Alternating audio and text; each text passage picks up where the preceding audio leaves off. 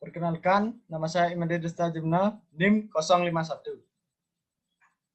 Di sini saya akan mempresentasikan materi tentang organisasi. Yang pertama, organisasi, bentuk, dan ruang.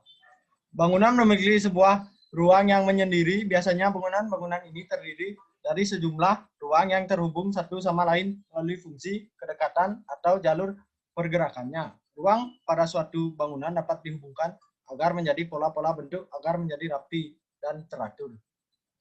Hubungan-hubungan spesial. Cara menghubungkan dua buah ruang spesial. Yang A, ruang dalam ruang. Ruang yang dapat ditampung di dalam volume sebuah ruang lebar. Yang B, ruang-ruang yang saling mengunci. Area sebuah ruang bisa menumpuk pada volume ruang lainnya. Yang C adalah ruang-ruang yang berdekatan. Dua buah ruang yang bisa saling bersentuhan satu sama lain ataupun membagi garis batas bersama. Yang D, ruang-ruang yang dihubungkan oleh sebuah ruang-ruang bersama. Dua buah ruang bisa saling mengandalkan sebuah uang perantara untuk menghubungkan mereka. Yang E, ruang dalam ruang. Sebuah ruang yang besar dapat membungkus dan menampung sebuah ruang yang lebih kecil di dalam volumenya. Berikutnya ada ruang yang saling mengunci.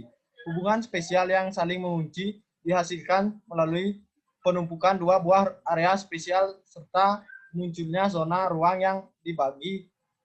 Yang berikutnya ruang-ruang yang berdekatan. Kedekatan merupakan jenis hubungan spesial yang paling umum. Ruang dapat terdefinisi dengan jelas dan tanggap terhadap kebutuhan-kebutuhan fungsional maupun simbolis. Ruang-ruang yang dihubungkan oleh sebuah ruang bersama.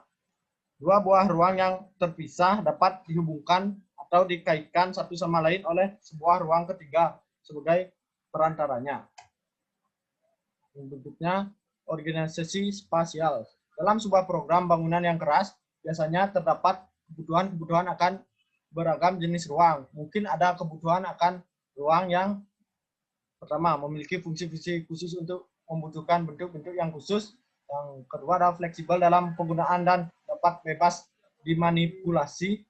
Yang ketiga adalah tunggal dan unik fungsi atau kepentingannya terhadap organisasi bangunannya, memiliki fungsi-fungsi serupa dan dapat dikelompokkan menjadi suatu kumpulan fungsional atau diulang dalam sebuah sekuen linear.